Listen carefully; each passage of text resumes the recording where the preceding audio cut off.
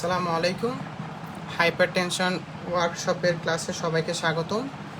আমি Sajed Hossain, Chattogram medical college final year. আর আমরা হচ্ছে কি মেইনলি আমাদের চিকিৎসার শাস্ত্রে মোটামুটি যেসব রোগ মোস্ট কমন, এর মধ্যে একটা রোগ হচ্ছে হাইপারটেনশন, আর আরেকটা বলা যায় হচ্ছে কি ডায়াবেটিস মেলাইটিস বা ডায়াবেটিস। হ্যাঁ, সো আমি চেষ্টা করবো ইনশাল্লাহ এই দুটা ডিজিজ নিয়ে দুটা ওয়ার্কশপ করার। যেহেতু আমার গ্রুপটা অনেক বেশি ছোট বা মোটামুটি ছোট, সেই কারণে হচ্ছে কি আমি ছোট ছোট কন্ডিশন দিয়ে কিন্তু ওয়ার্কশপগুলো করতেছি। আর এরকম ছোট ছোট কন্ডিশন দিলে হচ্ছে কি আপনারা মানে একটু হলেও সিরিয়াসনেসটা আপনাদের মধ্যে আসবে, আপনারা ক্লাসগুলো একটু মোটামুটি সিরিয়াস হয়ে করবেন আর কি। হ্যাঁ, যেহেতু আমরা ওরকম ফিনান্সিয়ালি বাট আর্থিকভাবে কোনো লেনদেন করতেছি না, সো আমরা এরকম মেম্বার অ্যাডিং নিয়ে একটা লেনদেন হচ্ছে আমাদের মধ্যে। সো আমি ছোট ছোট কন্ডিশন প্রতি ওয়ার্কশপে দিচ্ছি, আয়দার 20 জন মেম্বার অ্যাড করা অথবা 30 জন মেম্বার অ্যাড করা। আশা করি আপনারা ওই জিনিসটাকে খুব বেশি নেগেটিভভাবে নিয়েন না। আমার গ্রুপটা ইনশাল্লাহ একটু বড় হলেই আমি ওরকম মেম্বার এডিংয়ের বিষয়গুলো আর আনবো না ইনশাল্লাহ। হ্যাঁ, সো আমি শুরু করতেছি। বিসমিল্লাহির রহমানির রহিম। আচ্ছা দেখেন, হাইপারটেনশন জিনিসটা কি আমরা সেটা নর্মাল কিছু বিষয় বুঝবো হাইপারটেনশন রিলেটেড, আর কিছু সিগনিফিকেন্ট কিছু বিষয় বোঝার চেষ্টা করবো। ওকে, সো আমি শুরু করতেছি। দেখেন, আমাদের ওয়ার্ল্ডে যতগুলো কার্ডিওভাস্কুলার ডিজিজ আছে এর মধ্যে most common cardiovascular disease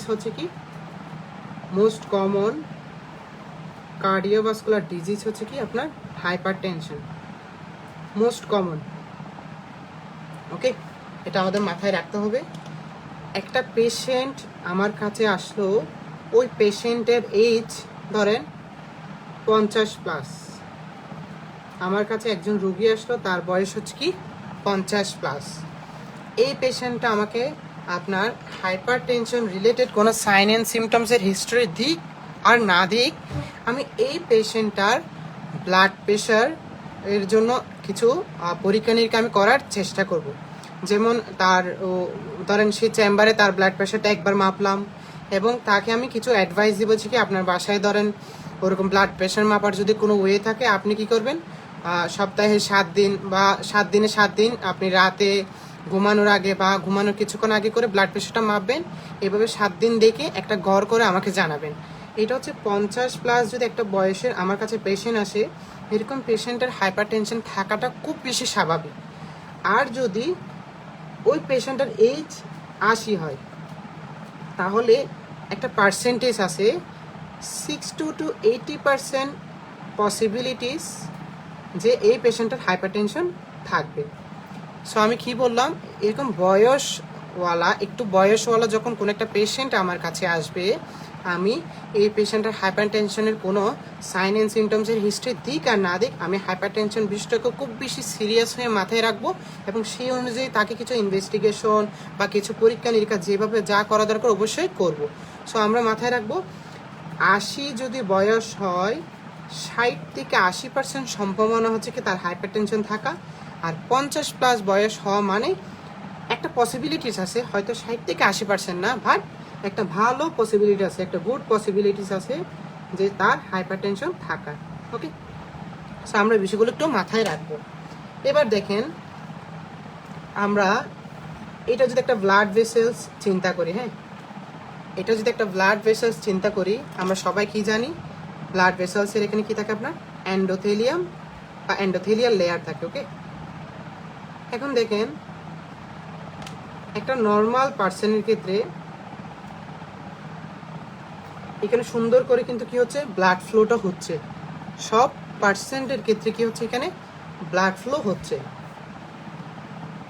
but দেখেন, এই ব্লাড ফ্লো হওয়ার সময় যে কোনো একটা পার্সনের ক্ষেত্রে, একদম নর্মাল একদম ছোট বাচ্চা থেকে শুরু করে একটা বড় বয়স্ক যে কোনো মানুষের ক্ষেত্রে ব্লাড ফ্লো হওয়ার সময় ব্লাডটা কিন্তু এখানে একটা কি করে, প্রেশার দিয়ে থাকে। নর্মাল একটা পেশেন্টের ক্ষেত্রে ব্লাডটা ফ্লো হওয়ার সময় এখানে একটা কি থাকে, প্রেশার দিয়ে থাকে, যেটাকে আমি কি বলছি, ব্লাড প্রেশার বলছি। সো ব্লাড প্রেশার জিনিসটা নর্মাল, বাট সেটা যদি কোনো কারণে এলিভেশন হয়ে যায়, then it is abnormal. Okay, so আমাদের জানতে হবে এখানে এলিভেশন বলতে একটা নির্দিষ্ট মানদণ্ড ধরা হয়েছে, কত এর বেশি থাকলে সেটাকে আমি এলিভেশন বলবো, সেটা আমার মাথায় রাখতে হবে। তো আমরা একটু মাথায় রাখি যে কি ব্লাড প্রেশার বিষয়টা, জিনিসটা নর্মাল। এটা নর্মালি কি একটা ব্লাড ফ্লো হওয়ার সময় ব্লাড ভেসেলসে যে প্রেশারটা দিচ্ছে সেটাই ব্লাড প্রেশার। সেটা আমরা কাউন্ট করি কেমনে? এই ব্লাড প্রেশারটা আমরা কাউন্ট করার জন্য আপনার দুইটা জিনিসের উপর ডিপেন্ড করি। এক হচ্ছে কার্ডিয়াক আউটপুট, ওকে, এক হচ্ছে কি কার্ডিয়াক আউটপুট, আর আরেকটা ডিপেন্ড করেছে কি total peripheral resistance, peripheral resistance, okay. So এই ব্লাড প্রেশারটা আমরা দুটা ফ্যাক্টরের উপর ডিপেন্ড করে। একটা কি বললাম আপনার, একটা হচ্ছে কি কার্ডিয়াক আউটপুট, আর একটা হচ্ছে কি টোটাল পেরিফেরাল রেজিস্ট্যান্স, ওকে। আমাদের একটু করে জেনে নিই কার্ডিয়াক আউটপুট জিনিসটা কি। কার্ডিয়াক আউটপুট জিনিসটা হচ্ছে কি stroke volume into heart rate.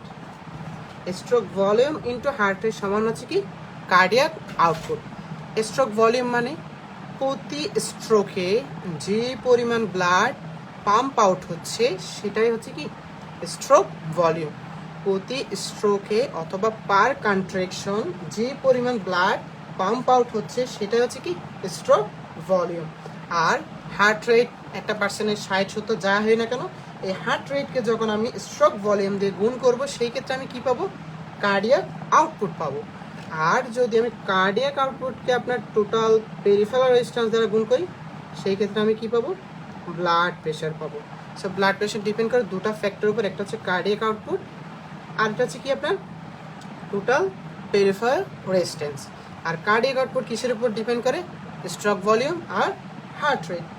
এখন আপনারা একটু করে যদি জানেন যে স্ট্রোক ভলিউম কখন বাড়ে, স্ট্রোক ভলিউম কখন কমে, দ্যাট মিনস স্ট্রোক ভলিউম বাড়লে কার্ডিয়াক আউটপুট বাড়বে, কার্ডিয়াক আউটপুট বাড়লে ব্লাড প্রেশার বাড়বে। সো আপনি ব্লাড প্রেশার বাড়ার অনেকগুলো কজেস বা অনেকগুলো ইম্পর্টেন্ট পয়েন্ট আমি খুব সহজে এই স্ট্রোক ভলিউম দিয়ে বের করতে পারবো। একটু আমরা দেখি স্ট্রোক ভলিউম বাড়ে এরকম কিছু কন্ডিশন, তাহলে আমরা মোটামুটি একটা সম্পর্ক মিলাতে পারবো। সো ব্লাড প্রেশার সমান cardiac output into total peripheral resistance, cardiac output সমান stroke volume into heart rate, okay. So আমরা একটু মাথায় রাখি, ওকে। তাহলে আমরা লাইট অফ করেন না, লাইট অফ, ওকে। তাহলে স্ট্রোক ভলিউম ইনটু কত? হার্ট রেট সমান হচ্ছে কি কার্ডিয়াক আউটপুট। এখন দেখেন স্ট্রোক ভলিউম কার কার উপর ডিপেন্ড করে একটু আমরা মাথায় রাখি। স্ট্রোক ভলিউম তিনটা পয়েন্টের উপর ডিপেন্ড করে। এক হচ্ছে আফটার লোড, দুই হচ্ছে প্রিলোড,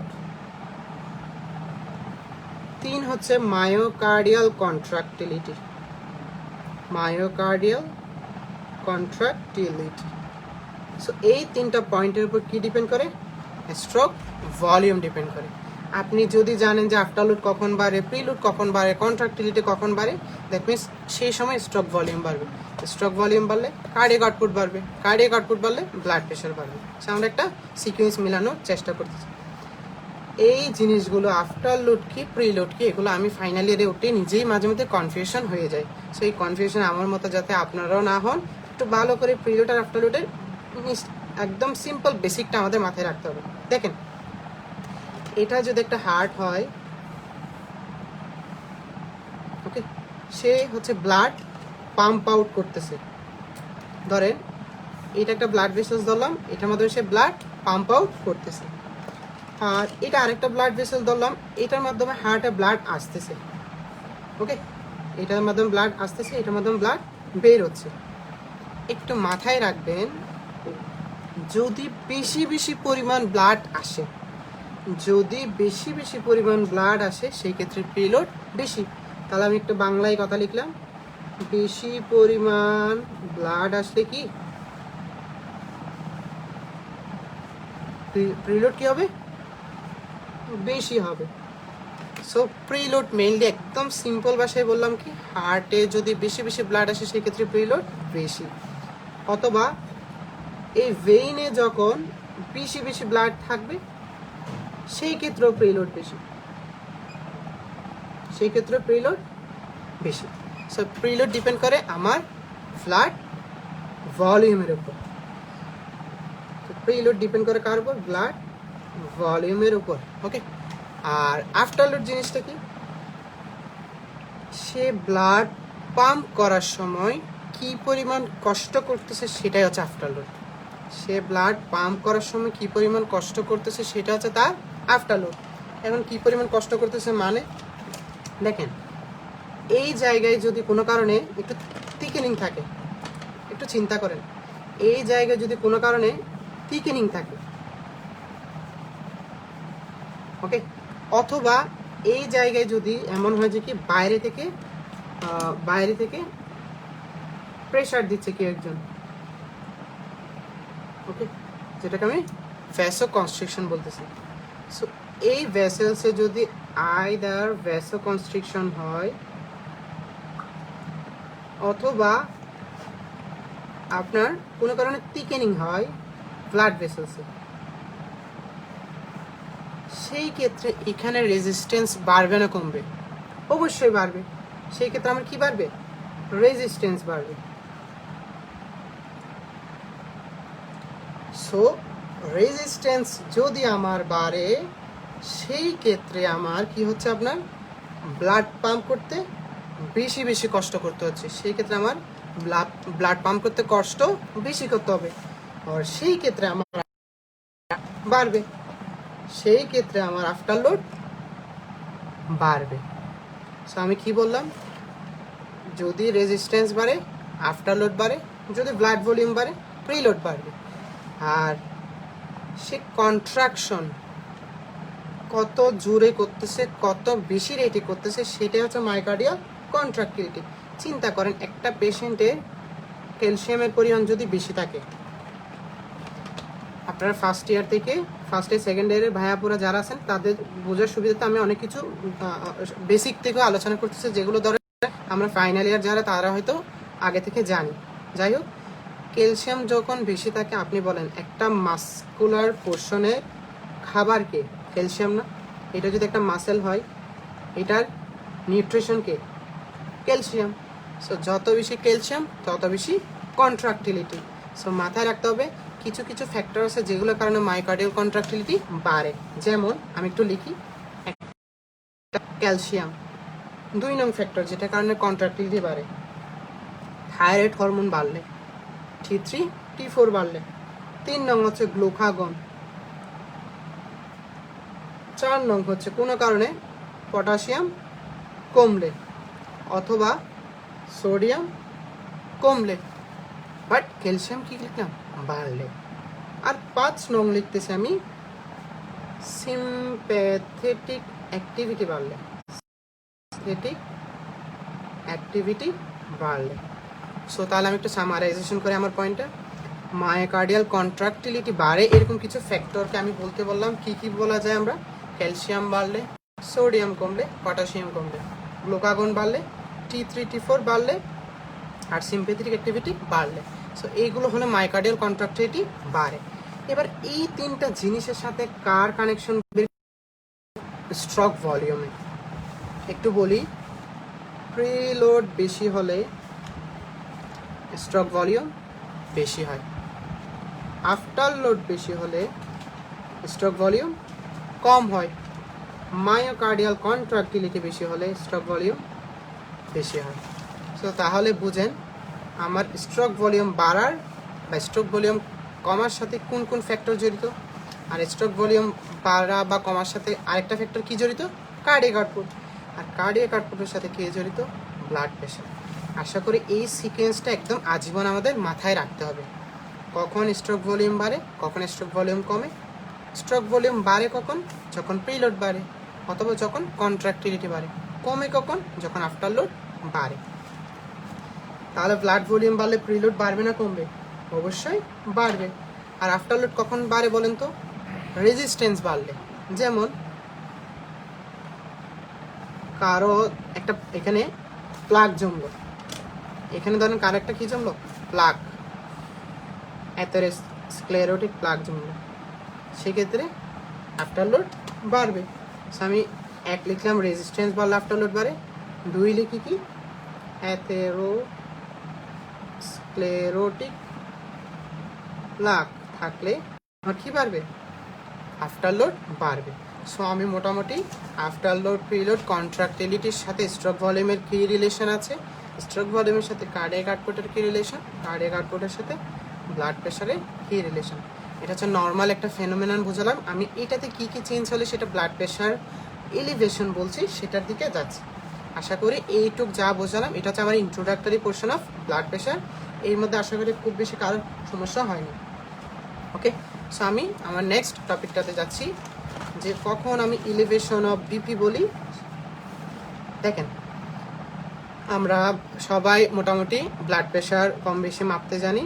এখন ব্লাড প্রেশার মাপার ক্ষেত্রে আমাদের অনেকগুলো বিষয় মাথায় রাখতে হয়। এর মধ্যে একটা বিষয় হচ্ছে কি সিস্টোলিক বিপি, আরেকটা বিষয় হচ্ছে কি ডায়াস্টোলিক বিপি। যখন থেকে আমি কানে বিট শোনা শুরু করব সেটা সিস্টোলিক বিপি, যখন থেকে কানে স্থেতর মাধ্যমে বিট ডিসঅ্যাপিয়ার করবে সেটা হচ্ছে ডায়াস্টোলিক বিপি। সিম্পল ভাষায় বললাম, আর কিছু জানতে হবে না। এবার আসি কখন আমি হাই ব্লাড প্রেশার বা কখন আমি ব্লাড প্রেশার বলতে পারবো। একটু দেখেন, এটা আমি এই চারটার রেফারেন্স হচ্ছে কি ডেভিডসন। হ্যাঁ, আমাদের সকলেরই ফাইনাল ইয়ারে বা জীবনে মেডিসিনের জন্য যে বইটা একবার না একবার পড়তে হবে সেটা হচ্ছে কি ডেভিডসন। আমি ডেভিডসনের রেফারেন্সে আপনাদেরকে লেভেলগুলো দেখাচ্ছি, কত বেশি হলে নর্মাল বা যা আছে আর কি। একটু দেখেন, diastolic systolic BP, diastolic BP. দেখেন অপটিমাল কখন বলবো, যখন আমার এসবিপি 120-এর কম, এগুলো মিলিমিটার মার্কারিতে এক্সপ্রেস করতেছি। হ্যাঁ, মিলিমিটার মার্কারি। আর এটা কখন 80-এর কম হলে কি বলবো, অপটিমাল বলবো। অপটিমাল মানে হচ্ছে কি নর্মাল চেয়েও কম।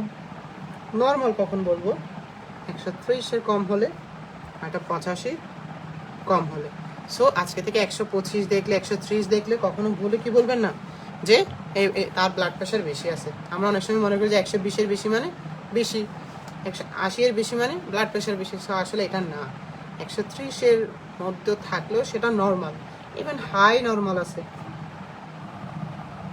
হাই নর্মাল বলে একটা পয়েন্ট আছে। কখন হাই নর্মাল, 130 থেকে 139-এর মধ্যে থাকলে অথবা 85 থেকে 89-এর মধ্যে থাকলে সেটা আমরা কি বলি, হাই নর্মাল বলি। So this three are the normal grading. Okay, high নর্মালটার সিগনিফিকেন্স কি, সেটা যে কোনো মুহূর্তে 140 ক্রস করে 90 ক্রস করে হাইপার টেনশনের দিকে চলে যেতে পারে। এর পরেরটাকে বলা হয় গ্রেড 1 হাইপার টেনশন। মানে কত, 140 থেকে 159, 97 থেকে 99, এটা হচ্ছে গ্রেড 1 হাইপার টেনশন। এবার সে গ্রেড 2 হাইপার টেনশন, সেম 160 থেকে 179 অথবা 100 থেকে 109। and the last one grade 3 hypertension, 180-এর বেশি অথবা ইকুয়াল, 110-এর বেশি অথবা ইকুয়াল। সো এই হচ্ছে আমার ডেভিডসনের সে ব্লাড প্রেশারের চার্টটা। সো আপনি এই তিনটা জিনিস মাথায় রাখবেন, এটা হচ্ছে নর্মাল, এটা হচ্ছে অ্যাবনর্মাল।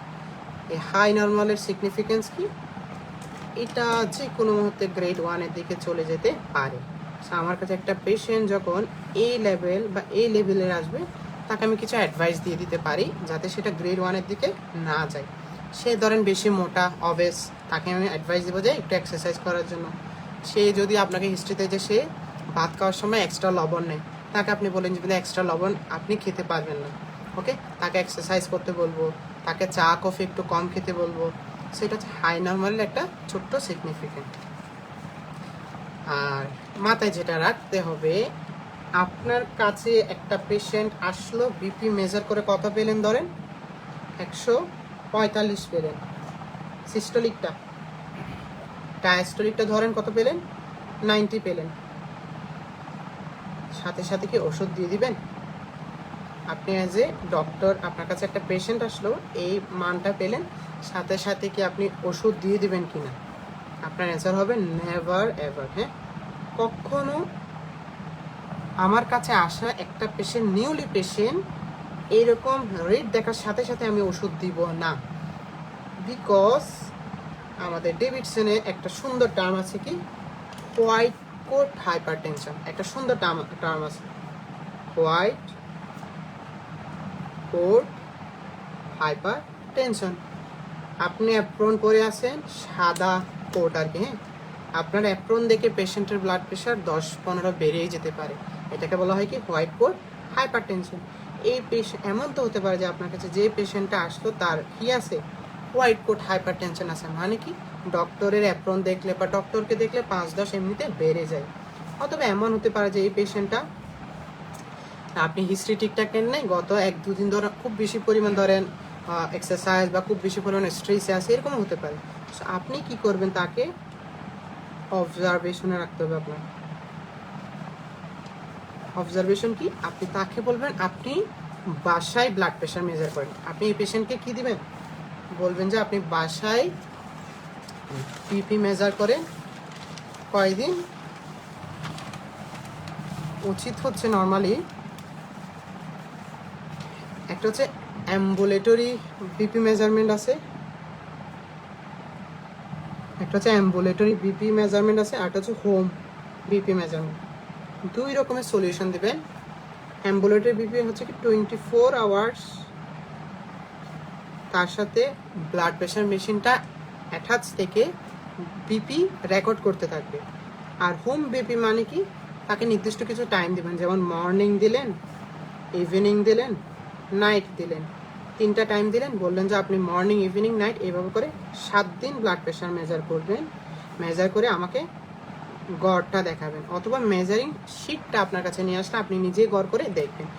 দেন যদি আপনি এইরকম কিছু একটা পান, দেন আপনি সেটাকে গ্রেড 1 বলেন, গ্রেড 2 বা গ্রেড 3 যাই হোক সেই অনুযায়ী চিকিৎসা দেন। সো ফার্স্ট একটা নতুন পেশেন্ট যখন 145/90 এরকম রিড নিয়ে আসবে, কখন আমি সাথে সাথে ওষুধ দেওয়াটা উচিত হবে না। কারণ সেটা হোয়াইট কোট হাইপার টেনশন হতে পারে, অথবা সেটা আমার হিস্ট্রি কম নেওয়ার একটা ফল্ট হতে পারে। সো আমি সাথে সাথে ওষুধ দিব না। তাকে আমি 2টা process, ambulatory BP 24 hours BP measure করতে হয়, যেটা আমরা নর্মালি এটা হচ্ছে হোম বিপিটা ইজি মেথড। হ্যাঁ, আর যেটা করা যায়, একটা পেশেন্ট আসলো মেজার করে ধরেন এগুলো পেলেন 180-র বেশি, 110-এর বেশি, দেন কি করেন, এখানে হোয়াইট কোট হওয়ার সম্ভাবনা নেই, এখানে আপনার হিস্ট্রি ল্যাকিংসের সম্ভাবনা নেই। এইসব পেশেন্টের ক্ষেত্রে আপনার কী করতে হবে, সরাসরি ট্রিটমেন্টের দিকে চলে যেতে হবে। সো আমরা এটা একটু মাথায় রাখবো, এটা হচ্ছে বেসিক জিনিস আমাদের জানার জন্য। ওকে, তাহলে আমার মোটামুটি হাইপারটেনশনের নর্মাল এলিভেশন বলতে কী বুঝি সেটা শেষ। এবার আসি আমি types, hypertension types with causes. Okay, types with causes. Types হচ্ছে কয় রকমের বলেন তো, 2 রকমের। একটা হচ্ছে প্রাইমারি হাইপারটেনশন, আর একটা হচ্ছে সেকেন্ডারি হাইপারটেনশন। প্রাইমারি কি, যেটার কজ আননোন, যেটার কজ কি আননোন, আমি জানি না, সেটা হচ্ছে প্রাইমারি। সেকেন্ডারি হচ্ছে যেটার কজ নোন থ্রু ইনভেস্টিগেশন। এটা পার্সেন্টেজ কত, অ্যাবাউট 95% লেখা আছে একটা বই, অথবা 90 থেকে 95%। আর এটা পার্সেন্টেজ কত, 5% অথবা 5 to 10%, খুবই কম। ওকে, সেকেন্ডারি হাইপারটেনশনের সম্ভাবনা খুবই কম। আর এটা হচ্ছে H%দের একটা বয়সেরও কিন্তু কি আছে, রেশিও আছে। প্রাইমারিটা কাদের বেশি হয়, 25 থেকে 55 বছরের মানুষদের বেশি হয়। ওকে, আর প্রাইমারিটার আরেকটা নাম হচ্ছে কি, এসেনশিয়াল হাইপার টেনশন। প্রাইমারিটার আরেকটা নাম কি, এসেনশিয়াল হাইপার টেনশন। ওকে, এ হচ্ছে আমার টাইপস। মোটামুটি আমি যদি কোনো ইনভেস্টিগেশন করি, কিসের জন্য করবো বলেন তো, সেকেন্ডারির জন্য ইনভেস্টিগেশন করবো আমরা।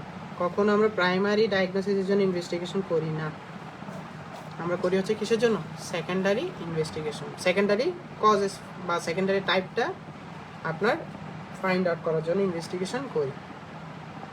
ওকে, তাহলে এই হচ্ছে টাইপসগুলো। এবার আসি, এবার দেখেন এখানে লেখা আছে কি, কজেস আননোন। প্রাইমারি ক্ষেত্রে কি লেখা আছে বলেন তো, কজেস আর আননোন। এখন কজেস আননোন হলো কি হচ্ছে, এখানে কিছু না কিছু প্যাথোফিজিওলজি আছে, বা কিভাবে এটা আপনার হাইপার টেনশনের দিকে অগ্রসর হচ্ছে, এরকম কোনো না কোনো একটা প্যাথোফিজিওলজি বা কোনো কোনো ব্যাখ্যা আছে। হ্যাঁ, আমরা এবার একটু প্রাইমারির ব্যাখ্যাটা একটু দেখবো, দেন সেকেন্ডারির ব্যাখ্যা। ওকে,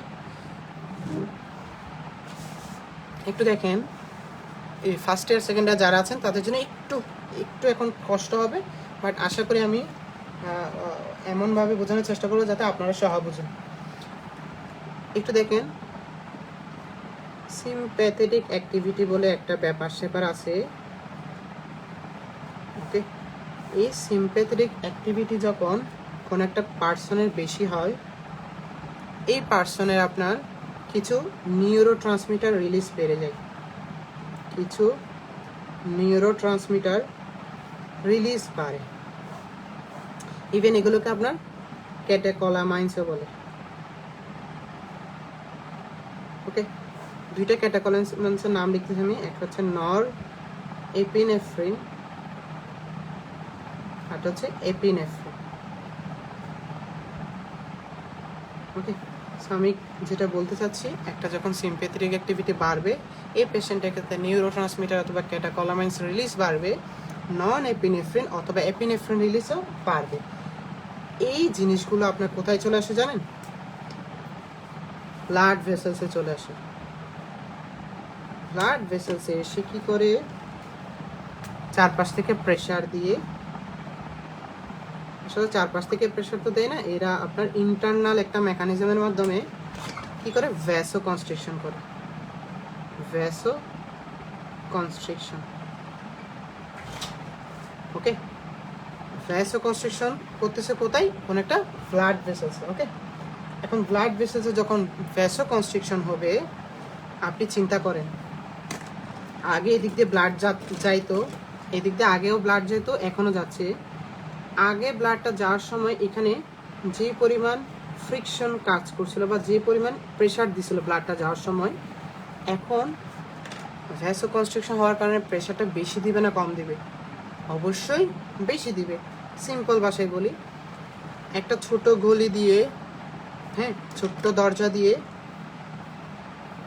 আগে ধরেন 3জন মানুষ যাচ্ছে, এরা আপনার যখন জায়গা বড় আছে বা 5জন মানুষ যাচ্ছে ধরেন, এরা যেহেতু জায়গা বড় আছে, হালকা হালকা প্রেশার দিচ্ছে দেওয়ালে বা দরজার মুখে।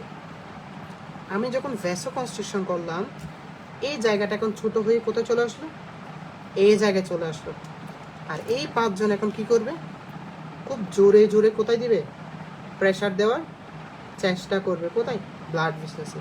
সো আলটিমেটলি ব্লাড প্রেশার বাড়বে। সো ভ্যাসো কনস্ট্রিকশনের মাধ্যমে আলটিমেটলি ব্লাড প্রেশারটা কি হচ্ছে? রাইজ হচ্ছে। সেটা প্রাইমারি হাইপার টেনশনের ক্ষেত্রে কি হয় বলেন তো? সিম্প্যাথেটিক অ্যাক্টিভিটি বাড়ার মাধ্যমে ভ্যাসো কনস্ট্রিকশন হয়ে ব্লাড প্রেশার বাড়ে। ওকে, এটা একটা কথা বললাম। এবার দেখেন, যে পেশেন্টটার সিম্প্যাথেটিক অ্যাক্টিভিটি বাড়ে, সেই পেশেন্টটার নেফ্রনে একটা কমপ্লেক্স আছে, জ্যাজি কমপ্লেক্স, এটা সবাই জানেন। জাক্সট্রা গ্লোমেরুলাস কমপ্লেক্স বা জাক্সট্রা গ্লোমেরুলাস সেল আছে। এই সেলগুলো কি হয়? স্টিমুলেটেড হয়। স্টিমুলেটেড হয়ে কি রিলিজ করে? রেনিন রিলিজ করে। এই রেনিন গিয়ে কি করে আপনার, আমি অত ডিটেলস বলছি না, জাস্ট এরা গিয়ে আপনি কি করে? ওয়াটার রিটেনশন করে, সোডিয়াম রিটেনশন করে। আলটিমেটলি কি বাড়ে? ব্লাড ভলিউম বাড়ে। কি বাড়তেছে বলেন তো? ব্লাড ভলিউম বাড়তেছে। ব্লাড ভলিউম বাড়লে কে বাড়ে? প্রিলোড বাড়ে। প্রিলোড বাড়লে কে বাড়বে? স্ট্রোক ভলিউম বাড়বে। স্ট্রোক ভলিউম বাড়লে কে বাড়বে? কার্ডিয়াক আউটপুট বাড়বে। আর কার্ডিয়াক আউটপুট বাড়লে ব্লাড প্রেশার বাড়বে। এই মেকানিজমটা বুঝছেন না? ইভেন এটাকেও ওভাবে নেওয়া যায়। ভ্যাসো কনস্ট্রিকশন হলে আপনার কি বাড়ে জানেন? টোটাল পেরিফেরাল রেজিস্ট্যান্স বাড়ে। আগে যাওয়ার সময় যেভাবে রেজিস্ট্যান্স বা বাধাপ্রাপ্ত হচ্ছে, এখন খুব বেশি বাধাপ্রাপ্ত হচ্ছে। আর টোটাল পেরিফেরাল রেজিস্ট্যান্স বাড়লে কি বাড়বে? কার্ডিয়াক আউটপুট বাড়বে। কার্ডিয়াক আউটপুট বাড়লে কি বাড়বে? ব্লাড প্রেশার বাড়বে। সো এই দুই মেকানিজমের মাধ্যমে একটা প্রাইমারি হাইপারটেনশন হচ্ছে সিম্প্যাথেটিক অ্যাক্টিভিটি বাড়ার মাধ্যমে। এছাড়া আর কি হতে পারে? আর এগুলো হচ্ছে প্রাইমারি ফাইন্ড আউট, প্রাইমারির ব্যাখ্যা দিচ্ছি। সেকেন্ডারি ব্যাখ্যাটা হচ্ছে মেইন ইম্পর্টেন্ট। প্রাইমারি ব্যাখ্যা খুব বেশি আমাদের জন্য ইম্পর্টেন্ট না, বাট বোঝার বিষয় আর কি। হ্যাঁ, এবার দেখেন একটা পেশেন্টের এমন হয় যে কি আপনার কোনো কারণে রেনিন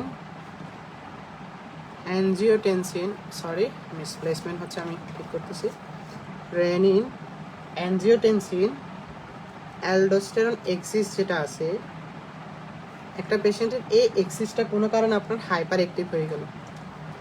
রেনিন অ্যানজিওটেনসিন অ্যালডোস্টেরন এক্সিসটা কি হলো, আপনার হাইপার অ্যাক্টিভ হলো। এরা হাইপার অ্যাক্টিভ হলে কি রিলিজ বাড়াবে বলেন তো? রেনিন রিলিজ বাড়াবে। এরা হাইপার অ্যাক্টিভ হলে কি বাড়াবে রিলিজ? রেনিন রিলিজ বাড়াবে। এই সূত্র নিয়ে আসেন। রেনিন রিলিজ বাড়লে কি হবে? সোডিয়াম ওয়াটার রিটেনশন করে আলটিমেটলি ব্লাড প্রেশারটা বাড়াবে। সো এটা আমি কয় নং পয়েন্ট লিখলাম? 3rd নং পয়েন্ট লিখলাম যে হাইপার অ্যাক্টিভ রেনিন অ্যানজিওটেনসিনের মাধ্যমে কীভাবে ব্লাড প্রেশার বাড়ে। শুরুতে লিখলাম নন এপিনেফ্রিন এপিনেফ্রিনের মাধ্যমে কীভাবে বাড়ে, আর 2nd পয়েন্ট লিখলাম জেআইজি কমপ্লেক্স স্টিমুলেশনের মাধ্যমে কীভাবে ব্লাড প্রেশারটা বাড়তেছে। আর আমরা যেটা জানতে পারি বা যেটা জানার চেষ্টা করতেছি, এই যে সিম্প্যাথেটিক অ্যাক্টিভিটি বাড়ে, সে কিন্তু আরেক জায়গায় গিয়ে কাজ করে। কোথায় জানেন? সাইনোএট্রিয়াল নোডে। সে কোথায় কাজ করে? আপনার সাইনোএট্রিয়াল নোডে গিয়ে কাজ করে। তাকে স্টিমুলেশন করে কি বাড়ায়? আপনার হার্ট রেট বাড়ায়। হার্ট রেটের সাথে কার সম্পর্ক দেখছেন, মনে আছে না? Stroke volume into heart rate সমান কি? Cardiac output. কার্ডিয়াক আউটপুট বাড়বে, আর কার্ডিয়াক আউটপুট বাড়লে ব্লাড প্রেশার বাড়বে। সো আলটিমেটলি এটা হচ্ছে 4th পয়েন্ট কি, যে সাইনোএট্রিয়াল নোড স্টিমুলেশনের মাধ্যমে কি হচ্ছে? ব্লাড প্রেশারটা বাড়তেছে। ওকে, লাস্ট ওয়ান, এটা হচ্ছে 5th। এটা লিখে আমি মোটামুটি প্রাইমারিটা শেষ করতেছি। লাস্ট ওয়ান, এই সিম্প্যাথেটিক অ্যাক্টিভিটি বাড়ার কারণে এই যে নিউরো ট্রান্সমিটারগুলো রিলিজ হচ্ছে, এরাই মূলত কার উপর কাজ করতেছে? অ্যাসেন নোডের উপর কাজ করতেছে। এরা আর কার উপর কাজ করে জানেন? এরা হচ্ছে কার্ডিও মায়োসাইটের উপর কাজ করে। কার্ডিও মায়োসাইটের উপর কাজ করতেছে। কার্ডিও মায়োসাইটকে স্টিমুলেশন করে কি করে? ফোর্স অফ কন্ট্রাকশন বাড়ায়। Force of contraction of heart. Force of contraction বাড়লে, মায়োকার্ডিয়াল কন্ট্রাক্টিলিটি বাড়লে কি বাড়বে বলেন তো? স্ট্রোক ভলিউম বাড়বে। স্ট্রোক ভলিউম বাড়লে কি বাড়বে? কার্ডিয়াক আউটপুট বাড়বে। আর কার্ডিয়াক আউটপুট বাড়লে ব্লাড প্রেশার বাড়বে। সো আলটিমেটলি যেই প্রথমে যে নর্মাল একটা ফেনোমেনন পড়ছিলাম, এই যে কীভাবে স্ট্রোক ভলিউমের সাথে ব্লাড প্রেশার, কীভাবে কার্ডিয়াক আউটপুট কানেকশন, সেটার সাথে এটা কিন্তু একটা কী করলাম, আমি ম্যাচ আপ করার চেষ্টা করলাম। ওকে, সো আলটিমেটলি এই হচ্ছে আমার প্রাইমারি ব্যাখ্যা। এই 5টা পয়েন্টই আমরা মোটামুটি জানলে চলবে। এবার চলে আসি সেকেন্ডারি। সেকেন্ডারি হাইপারটেনশন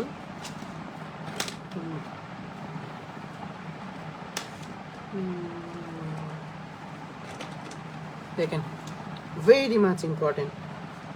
একদম ফার্স্ট প্রফ থেকে শুরু করে 3rd প্রফ 4th প্রফ, প্রতিটা প্রফের জন্য সেকেন্ডারি হাইপারটেনশনের কজগুলো ইম্পর্টেন্ট, কোনো রকমে বাদ দেওয়া যাবে না। একদম লিখে রাখেন, ফার্স্ট প্রফ, 3rd প্রফ, আর আমাদের জন্য ফাইনাল প্রফের জন্য ভেরি মাচ ইম্পর্টেন্ট সেকেন্ডারি হাইপারটেনশনের কজগুলো। ওকে, দেখেন আমি একটা কজ লিখি। শুরুতে আসি নর্মাল কিছু কজ, যেমন রেফারেন্স হচ্ছে ডেভিডসন। হ্যাঁ, অবেসিটি। অবেসিটির কারণে কী হতে পারে? সেকেন্ডারি হাইপারটেনশন হতে পারে। তারপর আসে অ্যালকোহল। অ্যালকোহলের কারণে আপনি কী হতে পারে? সেকেন্ডারি হাইপারটেনশন হতে পারে। ওকে, আমি 2টা কথা লিখলাম, এমনিতে নর্মাল। ওকে, এবার আসি 3rd নং point, renal cause, most important. আমরা রেনাল কজগুলো একটু বুঝে বুঝে পড়বো, যাতে আজীবন আমাদের মাথায় জিনিসটা গেঁথে থাকে। হ্যাঁ, দেখেন একটা পেশেন্টের ধরেন আপনার কোন সিনড্রোম আছে, একটা পেশেন্টের ধরেন কোন সিনড্রোম আছে। হ্যাঁ, এই কোন সিনড্রোমের পেশেন্টে আপনার কি হচ্ছে? কোন একটা জিনিস রিলিজ বেড়ে আছে। কি বাড়তেছে? রিলিজ অ্যালডোস্টেরন বাড়তেছে।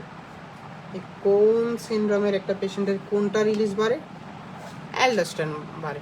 আপনারা যারা রেনিন, অ্যাঞ্জিওটেনসিন, অ্যালডোস্টেরন মেকানিজম পড়ছেন তারা জানেন অ্যালডোস্টেরন বাড়লে সে কি করে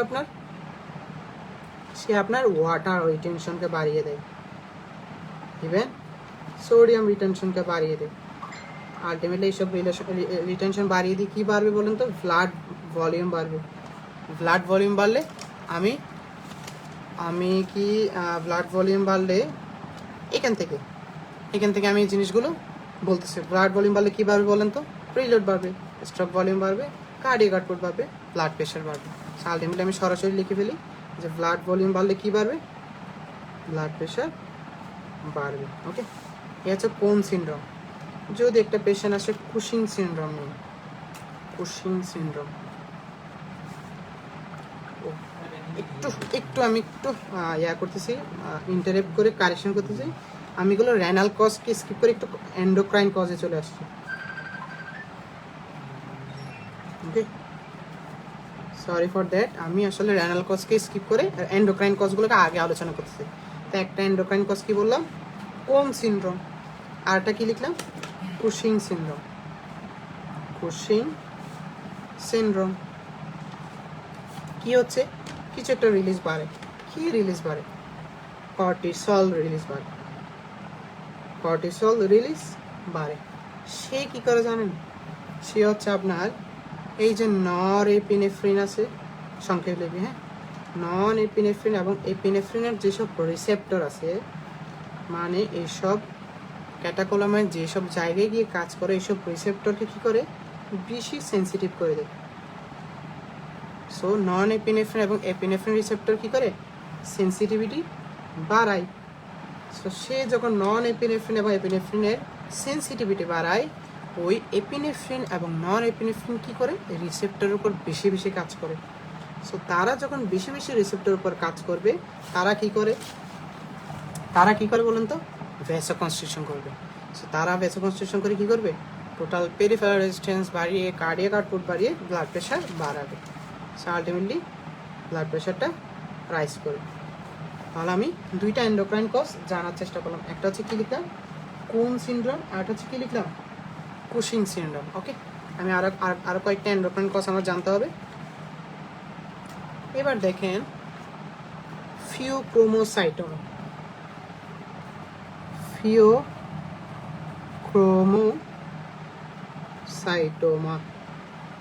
ফিওক্রোমোসাইটোমা পেশেন্ট, আসলে ফিওক্রোমোসাইটোমা জিনিসটাকে একটু ছোট্ট করে বলি।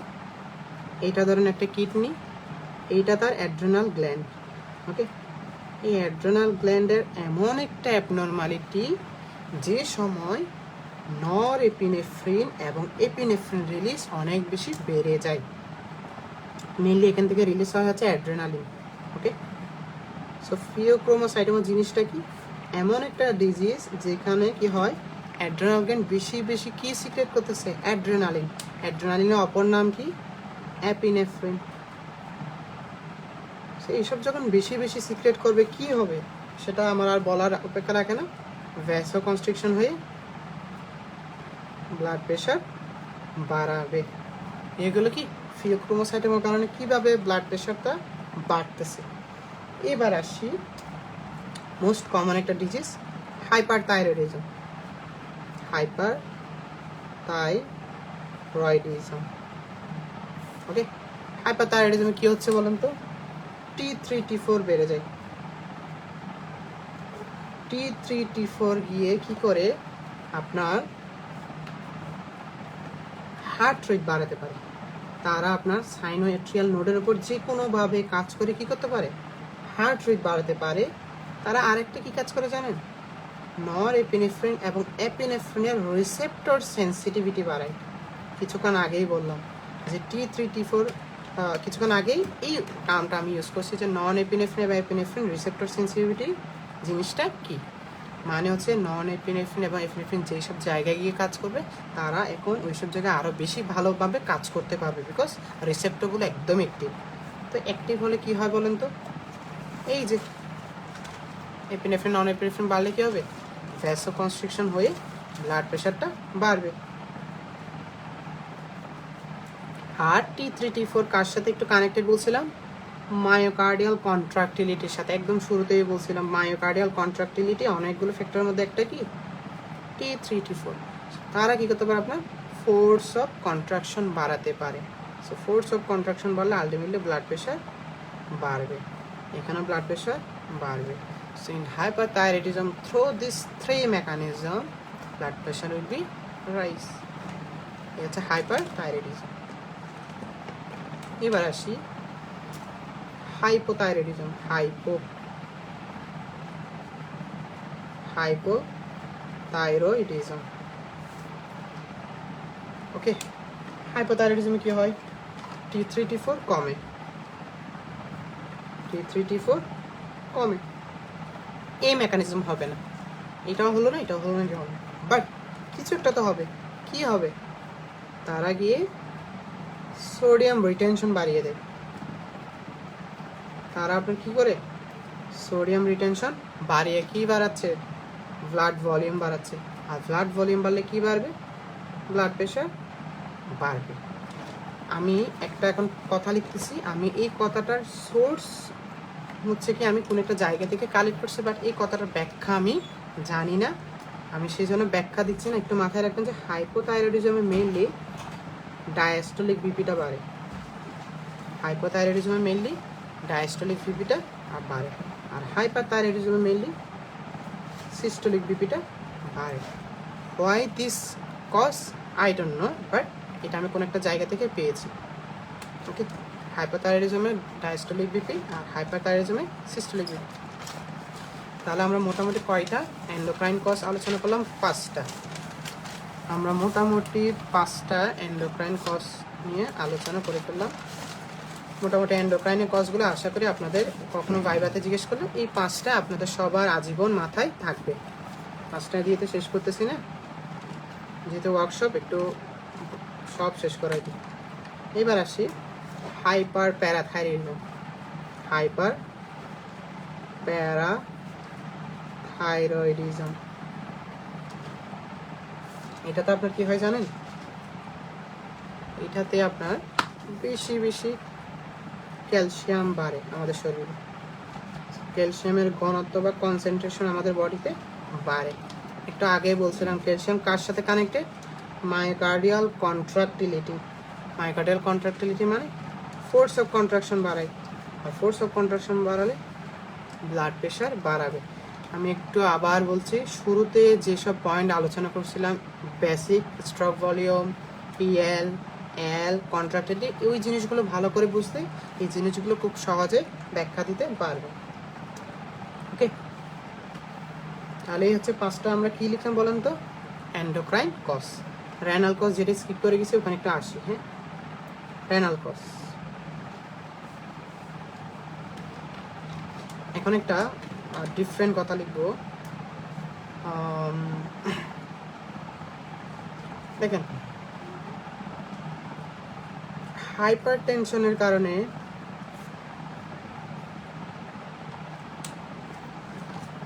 রেনাল ডিজিজ হয়। হাইপার টেনশনের কারণে কি হয়, রেনাল ডিজিজ হয়। আবার রেনাল ডিজিজ যেগুলো হয় সেগুলোর কারণে কি হতে পারে, হাইপার টেনশন হতে পারে। জিনিসটা দেখতে একটা স্যান্ডউইচের মতো। হাইপার টেনশন থেকে যেমন রেনাল ডিজিজ হতে পারে, আবার রেনাল ডিজিজ থেকে কি হতে পারে, হাইপার টেনশন হতে পারে। একটু ব্যাখ্যাটা পাশে দিচ্ছি, দেখেন আপনারা 160 জন থেকে 139 জন হয়ে গেছেন, কয়জন কমে গেলেন, 19 জন কমে গেছেন।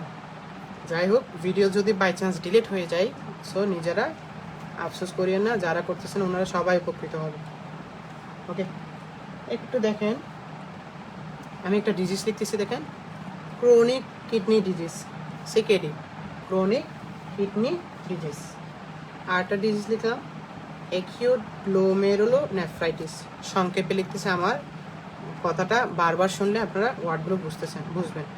ক্রনিক কিডনি ডিজিজ, আরটা লিখলাম অ্যাকিউট গ্লোমেরুলোনেফ্রাইটিস। ওকে, আরটা লিখলাম polycystic kidney disease, polycystic kidney disease. এই ডিজিজগুলো হচ্ছে আপনার কোন রকমের ডিজিজ জানেন, এগুলো হচ্ছে রেনাল প্যারেনকাইমাল ডিজিজ। এগুলো হচ্ছে আপনার কোন রকমের ডিজিজ, রেনাল প্যারেনকাইমাল ডিজিজ। মানে দুইটা পোর্শন আছে না, প্যারেনকাইমা আর একটা হচ্ছে স্ট্রোমা, এটা হচ্ছে প্যারেনকাইমাতে হয়, রেনাল প্যারেনকাইমাল ডিজিজ। এই ডিজিজগুলোতে আপনার নেফ্রন বা কিডনি তার অ্যাবিলিটিটা হারিয়ে ফেলে। কিসের জন্য বা কি কাজের অ্যাবিলিটি হারিয়ে ফেলে? তারা আপনার সোডিয়াম এক্সক্রিয়েশনের অ্যাবিলিটি কমে যায়, ওয়াটার এক্সক্রিয়েশনের অ্যাবিলিটি কমে যায়।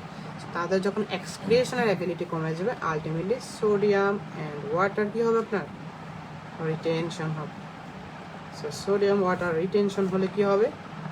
ব্লাড ভলিউম বাড়বে, আর ব্লাড ভলিউম বাড়লে ব্লাড প্রেশার বাড়বে।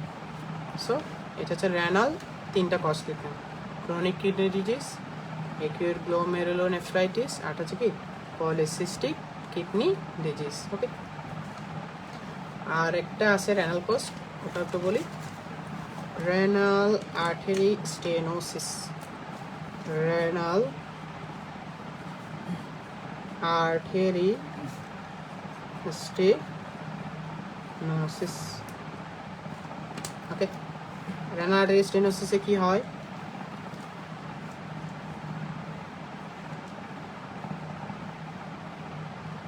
সিম্পল করে একটা নেফ্রন আঁকার চেষ্টা করলাম।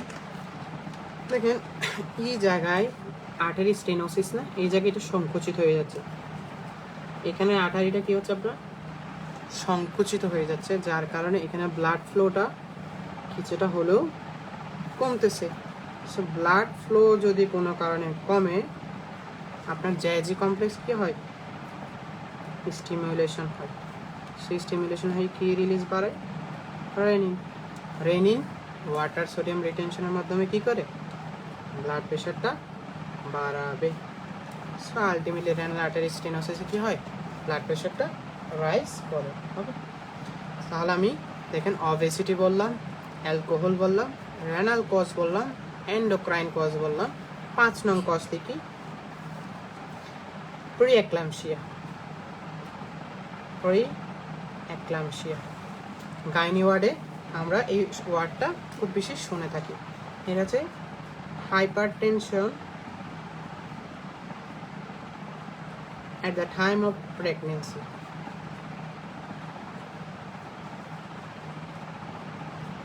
At the time of pregnancy, এবং এটা নিউলি অ্যারাইজড হাইপারটেনশন। আমি সংক্ষেপে অ্যান দিলাম। নিউলি অ্যারাইজড হাইপারটেনশনটা আগে থেকে নাই, নতুন করে হয়েছে। ওকে, নর্মালি 20 উইকস পরে হয়, 20 উইকস অফ জেস্টেশনের পরে হয় আর কি। হ্যাঁ, সেটাকে বলি প্রি এক্লাম্পসিয়া।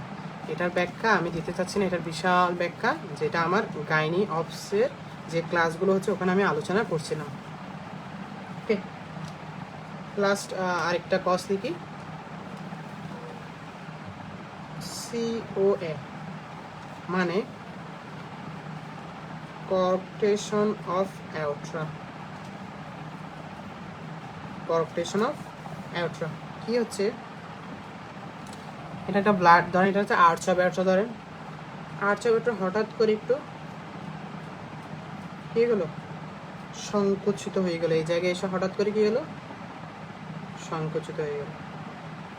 এগুলো আপনার অ্যানোমেলি, জন্মগত থাকতে পারে।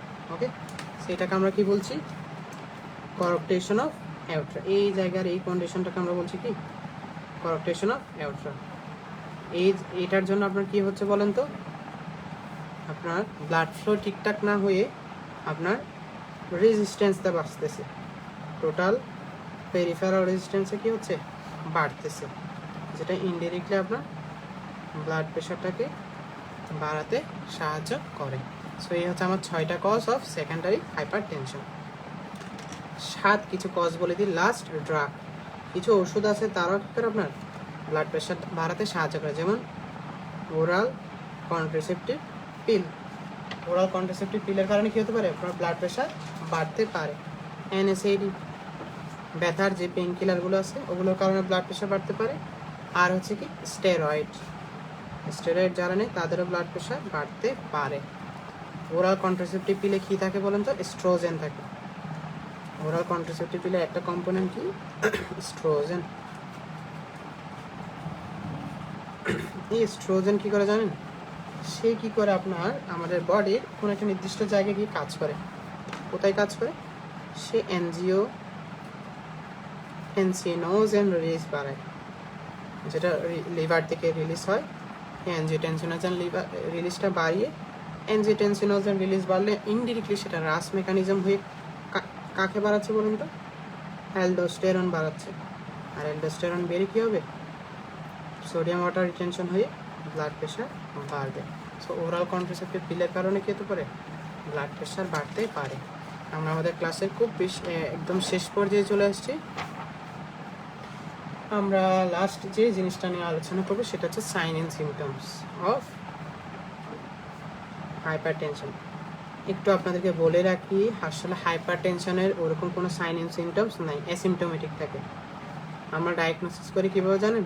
একটা পেশেন্ট আসলো, আপনি সাডেন তার ব্লাড প্রেশারটা চেক আপ করলেন, হঠাৎ করে রাইজ পেলেন, ধরেন হোয়াইট কোট হাইপার টেনশন হোক অথবা অনেক বেশি হাইপার টেনশন বা অনেক বেশি ব্লাড প্রেশার বেড়ে গেলো, আপনি কী করলেন? তাকে বাসায় মাপতে বললেন, মেপে একটা গড় করে দেখলেন তার বিপিটা রাইজ আছে। সে আসলে ম্যাক্সিমাম পেশেন্ট কী থাকে? অ্যাসিমটোমেটিক থাকে, যদি না তার ব্লাড প্রেশার 180-এর বেশি না হয়। হ্যাঁ, গ্রেড 1 গ্রেড 2 এর পেশেন্টগুলো নর্মালি অ্যাসিমটোমেটিক থাকে। তাও কিছু সাইন অ্যান্ড সিমটমস আমি ফাইন্ড আউট করার চেষ্টা করলাম। এর মধ্যে একটা হচ্ছে কি, হেডেক, মাথা ব্যথা থাকতে পারে, ভাট।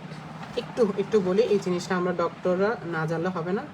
অনেকে বলে যে ঘাড় ব্যথা করে, হ্যাঁ, যে আমার মনে হয় ব্লাড প্রেশার বাড়ছে, ঘাড় ব্যথা করে। সো আমি একটু বলি, আমি ঘাড় ব্যথার কোনো সলিড রিজন বা কোনো সলিড ব্যাখ্যা কোথাও পাইনি। ব্লাড প্রেশারের সাথে যে আদৌ ঘাড় ব্যথার কোনো কানেকশন আছে তা ফাইন্ড আউট করতে পারিনি। এটা কি আমার ব্যর্থতা নাকি আসলে এরকম কিছু নাই সেটা আমি জানি না। আপনারা যদি কেউ জানতে পারে আমাকে জানাবেন। তবে as far as I know, ঘাড় ব্যথার সাথে হাইপার টেনশনের কোনো কানেকশন নাই। এটা একটা ভিত্তিহীন কথা আমার মনে হয়। এখন ইভেন আমাদের সিএমসির একজন মেডিসিনের স্যারও একবার বলছিলেন যে ঘাড় ব্যথার সাথে হাইপার টেনশনের খুব বেশি কানেকশন নেই। হেডেক হতে পারে, পালপিটেশন থাকতে পারে, বুক ধরফর করতেছে, শর্টনেস অফ ব্রিদিং থাকতে পারে, শ্বাস নিতে কষ্ট হচ্ছে, সুইটিং হতে পারে। এরকম কিছু সাইন অ্যান্ড সিমটমস পাওয়া গেল। বাট মেইন কথা হচ্ছে কি, মোদ্দা কথা হচ্ছে কি, হাইপার টেনশনের নর্মাল কোনো এরকম সাইন অ্যান্ড সিমটমস নেই। ওকে, সুইটিংটা স্কিপ করি, এটা আসলে মায়োকার্ডিয়াল ইনফাকশন, হার্ট অ্যাটাকের দিকে চলে যায়। এটা আমরা না লিখি, আমরা headache, palpitation, shortness of breathing, আমরা আরেকটা হচ্ছে আপনি ইয়া লিখি, ভার্টিগো, ব্যালেন্স হারাই ফেলা আর কি। এই চারটে। ওকে, একটু দেখেন হেডেকের যে ব্যাখ্যাটা আমরা দেখলাম,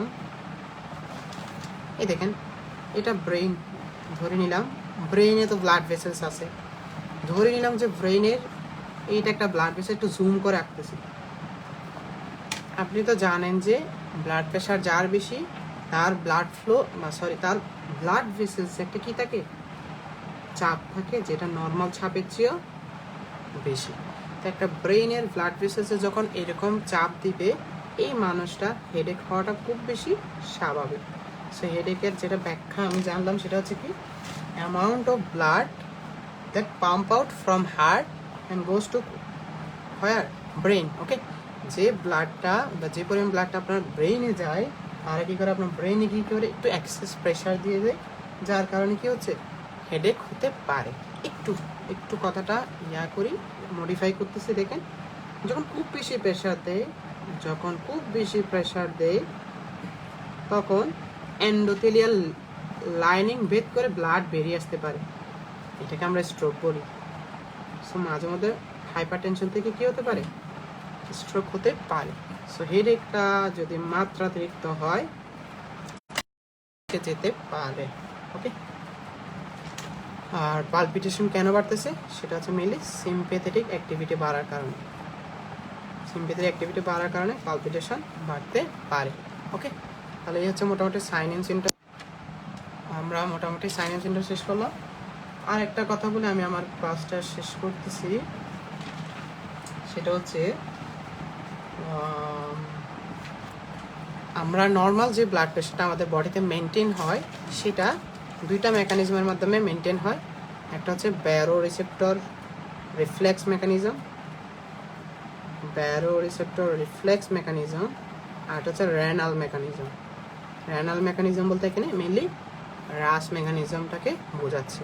আর বায়োরিসেপ্টর রিফ্লেক্স মেকানিজম জিনিসটা কি, যার কারণে ফ্ল্যাশটা অফ হয়ে যাচ্ছে। যাই হোক, বায়োরিসেপ্টর রিফ্লেক্স আপনার কি হচ্ছে, আপনার আমার কোনো একটা ব্লাড ভেসেলসে যখন ব্লাড প্রেশার বাড়বে, ওই ব্লাড ভেসেলসে যদি কোনো একটা রিসেপ্টর থেকে থাকে, যেটাকে আমি ভ্যারো রিসেপ্টর বলতেছি, ভার মানে হচ্ছে কি প্রেশারকে মাপে আর কি। এই ভ্যারো রিসেপ্টর কী হয়, অ্যাক্টিভেট হয়ে ব্রেনে সিগন্যাল পাঠায়। ব্রেন কী করে, আপনার সিম্পেথেটিক ডিসচার্জ কমিয়ে দেয়। আর সিম্পেথেটিক ডিসচার্জ কমলে নন এপিনেফ্রিন কমবে, ভ্যাসো কনস্ট্রিকশন না হয়ে ভ্যাসো ডাইলেশন হবে, আলটিমেটলি ব্লাড প্রেশারটা কমবে। সো দুইটা মেকানিজমের মাধ্যমে আমাদের বডিতে নর্মাল ব্লাড প্রেশারটা মেনটেন হয়। ধন্যবাদ সবাইকে, ভালো থেকো, আল্লাহ হাফেজ, সবাই ভালো থাকেন, আসসালামু আলাইকুম ওয়া রাহমাতুল্লাহ।